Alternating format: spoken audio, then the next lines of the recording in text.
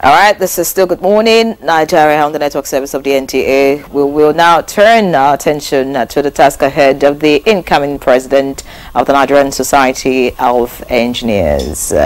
We have Engineer Margaret Oguntola right here with us this morning. Good to have you, ma'am. Thank you. Good morning. All right. How does it feel being the latest president of the Nigerian Society of Engineers? Well, let me first correct the impression of being the incoming president. I am the president now. I assumed office on 1st of January, as stipulated by Memorandum of Article and Association. It feels really good, but also exciting, but daunting. All right. Yeah. Talking about being daunting, I hear tomorrow is the investiture, by the way. Yes. Okay, so maybe that's why, a lot of people, just feel until the investiture before we begin to say, oh, president of the NSE. That's the official ceremony, which is not compulsory. But one question I would like to start with this morning is, I just hope you would do the women proud. I'm starting with it because of... You know what I'm talking about. So anyway, let's look at congratulations. Thank you. First of all, thank you. And I know that you had mapped out your strategy. Yes. You were ready for this position. Yes. So and you know that a lot, is required from you. Yeah. Nigerian women, not just Nigerian women across the globe, also look out for you. And why I'm beginning, this way is because of the low representation of women, especially in this construction subsector. We do not have as much women showing such capacity and tenacity as we have, our male engineers. I don't know. Do you share this perspective? No, I don't. Because we do have enough women. Yeah, we're not visible. We don't. When we see constructions, when we go to construction sites, we don't see women who are building bridges, who are building roads, who are building, all those. The reason is the number. There's a percentage of women who are in engineering, who are in construction. We do have a number of women, a lot of them really, and not just now, even way back. I can mention a few of them, and right now. We have the controller of works for the entire, I think the entire Southwest or Lagos is a woman. And she goes to sites, building bridges and all of that. So we do have women. It's just that when the percentage of, the ratio of men to women is that as low as it is, we might not be that visible. But again, we may not have been doing enough to be visible. Exactly. Being deliberately visible, which is one of the things that I plan to work on. Visibility of engineers and the engineering profession. And then, of course, we also encourage APWEN, which is the women wing, to be more visible. The Association of Professional Women Engineers of Nigeria. And of course, encouraging more girls to go into courses that have to do with STEM. With STEM, yes. Yes, we do a lot of that. Just so anyway, we do. APWEN has programs for mentoring young girls. We have collegiates and universities, just to mentor them, to encourage them. And as far back as about 5-6 years ago, the campaign was taken to even primary schools to encourage young girls into STEM. So what are your... And now we even think of STEAM, adding arts to the... Before you even ask her plans, you talked about APWEN. Yes. And that takes me to what the Lagos State chairman, once said. I think, once said, and I mean, she boasted that, if President Tinubu were to give women engineers, the opportunity to revamp the ailing, moribund infrastructure, and she was specific to refineries, that in just 1 year, that female, engineers in Nigeria, will revamp the refinery, will bring the refinery back to life. Was she just merely speaking, or was that a statement of fact? Well, to a large extent, I think it's possible. It is possible, but strategy is the thing. So the strategy that we have to use to actualize that is what we need now to put in place. Okay. And then I'm sure that given the right environment, the enabling environment, and the encouragement, and the involvement, full involvement of engineers. But you know that me here, I'm president of Nigerian Society of Engineers. So I'm not going to be talking too much about just women. So I'm talking about the engineers in general. So what are your main priorities, your immediate priorities as the president of the NSE? And then what would you consider the most challenging that you would like to handle? Well, my immediate strategic priorities, as I will call them, I have one strategic agenda, but 5 kind of focus areas. Thematic areas. Yes, and then 34 action points because of I'm the 34th president. So it's deliberate. Yes. So the first strategic priority is membership development. And under that, I'll be looking at developing our members. First, the membership growth, because we need to grow our membership now. We realize that we could have more than we have now as our members, and be able to also retain the interest in the society. And to do that, we plan to upskill our members and prepare them for better knowledge and to stay abreast of their profession, and all of that. We also plan to mentor. We want to do some kind of mentorship, deliberate mentorship program where we'll pair mentors with mentees. When you want to join the Nigerian Society of Engineers, we have this system of having older members propose the younger ones. So, but they just do it and they still follow up.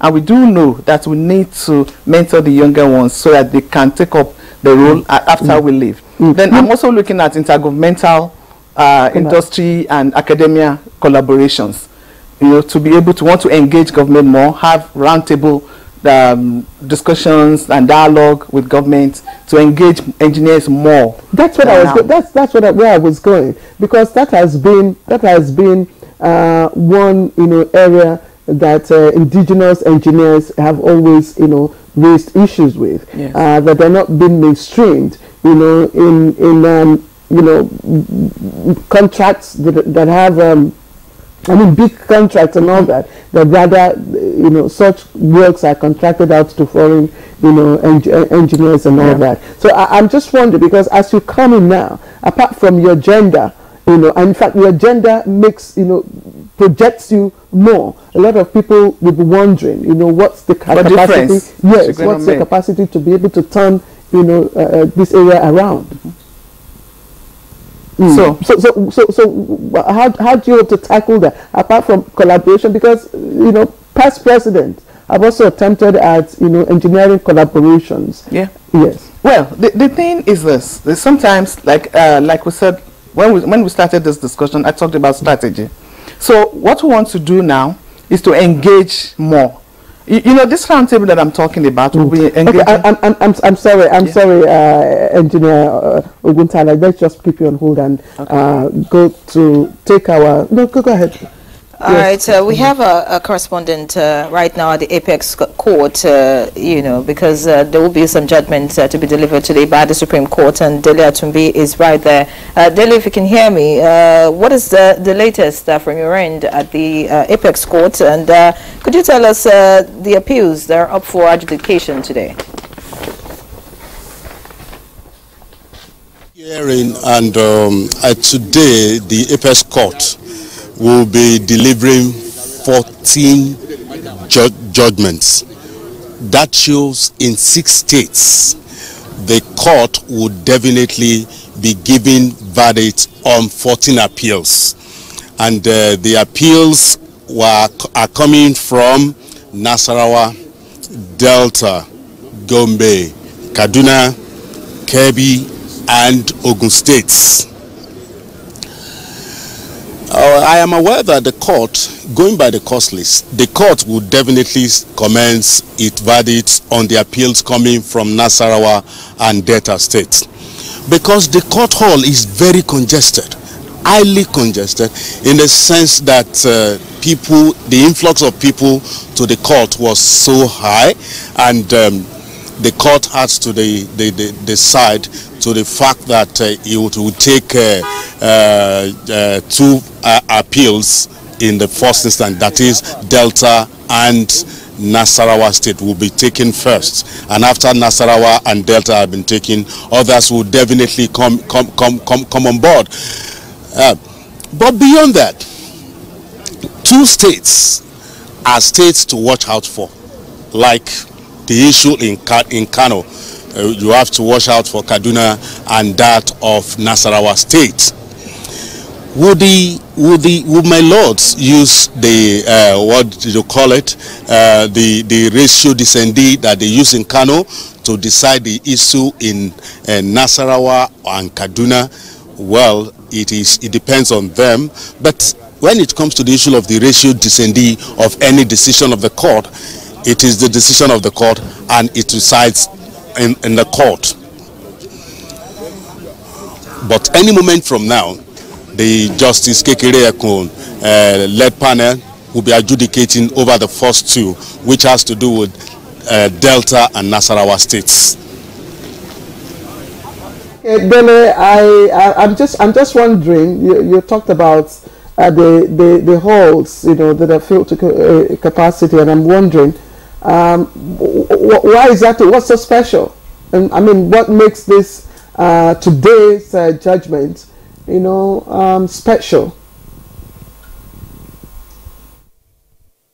Talking about the influx of people to the court hall, it has to do with interest, and 6 states to be decided. The litigants will have supporters, and we are talking about 14 appeals to be decided on. There are vested interests on this matter, and they are here. The litigants will have supporters, and they want to listen to get first-hand information about the appeals that they either brought to court, or the respondent will equally have vested interest.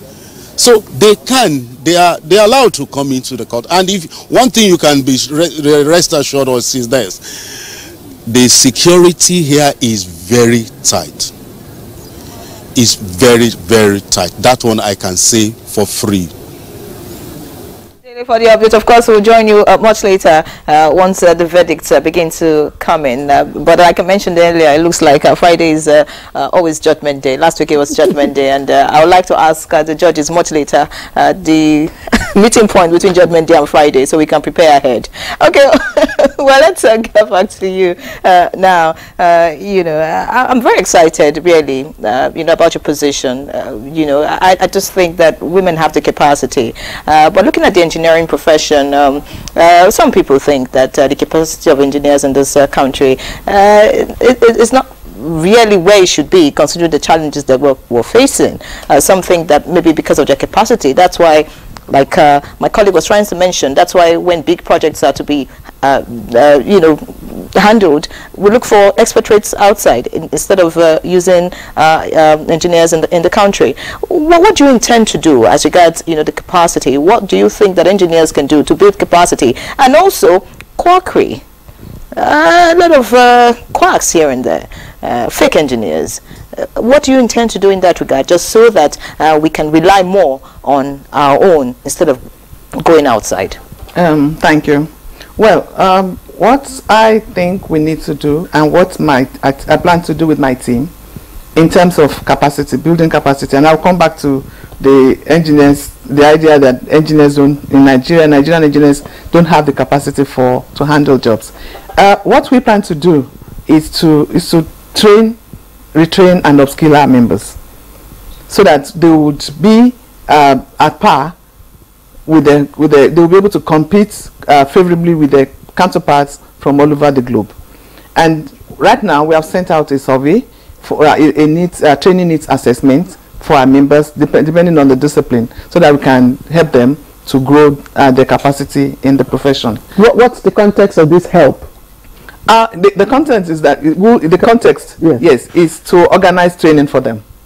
At whose cost? What we're planning to do right now, for instance, already we are talking to some industries and some other stakeholders to collaborate with us, because we do not have the funds for that. But we're already talking to some people, and I have 1 or 2 already who are going to collaborate with us to train our engineers in their respective fields, those depending on what their needs are. So that's the way we want to go about it. At what level are you picking up, those to be mentored? Is it at the tertiary, level, or at the level where they have become professional engineers? I don't know. At what level do you? We plan to have for all levels. Or across all the levels. Okay. Because for the young ones, we're planning to collaborate more with ITF.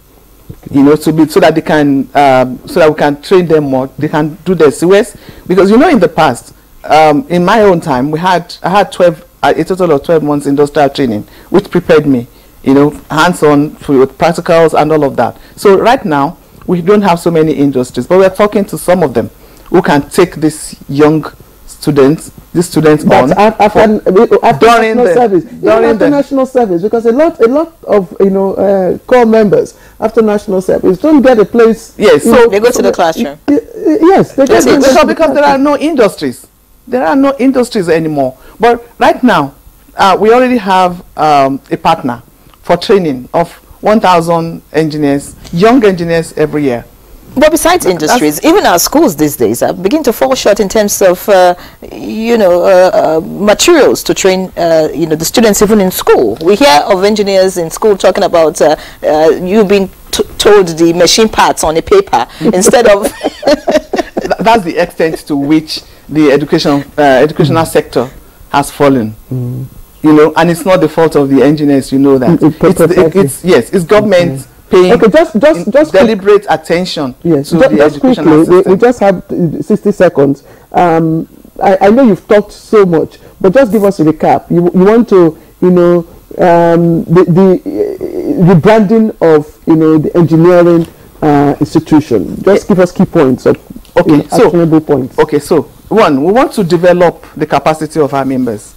You know, we want to help them to develop their capacity. We want to give value, a kind of value proposition for the membership of NSE. We want to collaborate more with government, industry and academia, and kind of bridge the gap between, between the three helix, as we call it. Okay. And then we also are looking at rebranding the NSE. We want to be a force to be reckoned with. We want to be the voice of engineering and engineers. And that means improving the visibility of NSE. All right, brilliant. The 34th president of the NSE, Engineer Margaret Oguntala, what will be your, you know, we're about to round up the conversation. What will be your last words to engineers that are watching you this morning? What should they expect from you as their president? Okay, so what to expect is this. In the next 2 years, we're going to spend time rebirthing the Nigerian Society of Engineers for the growth, empowerment and advancement of engineering in Nigeria. And I want everybody to come on board and let's do this together. All right. All right.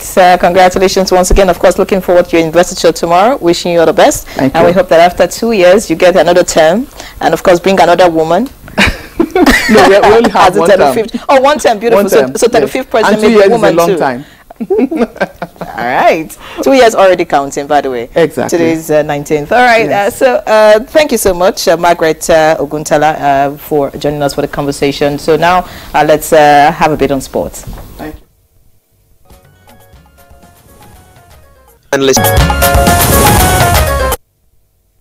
All right. Let's take some foreign stories now.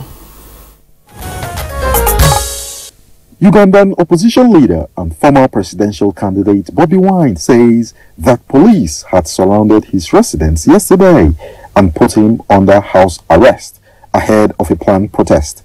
Opposition politicians had planned demonstrations on Thursday against the poor condition of roads in Uganda, which is hosting 2 global summits this month. Bobi Wine, a pop star turned politician, says police and soldiers had barred him from leaving his home in the north of the capital, Kampala. Bobi Wine, whose real name is Robert Kyagulanyi, challenged veteran President Yoweri Museveni in Uganda's last election in 2021, calling for an end to his long term in power. The opposition figures are urging Ugandans to protest, demanding government action to address deteriorating road conditions. However, police have pledged to thwart the demonstrations, citing past instances of unrest associated with these politicians and the potential disruption to the ongoing non-aligned movement summit in Kampala, attended by 4,000 delegates. Pakistan and Iran's cross-border air raids this week, targeting militants on each other's soil, mark an unprecedented flare-up at a time when the region is already a tinderbox of tensions. Nuclear-armed Pakistan and its western neighbor are both battling simmering insurgencies in the restive regions along their porous border. Tehran says it hit an Iranian terrorist group with drones and missiles in Pakistan, prompting Islamabad to recall its ambassador and debar his Iranian counterpart. All right, that's Good Morning Nigeria today. Many thanks for joining us. We hope to see you next week. I'm Henry John. Enjoy your weekend. And to all our social media fans, we thank you. Keep watching the NTA, keep watching Good Morning Nigeria. It's a good drink to start your day. We'll see you next week. From all of us, have a good weekend.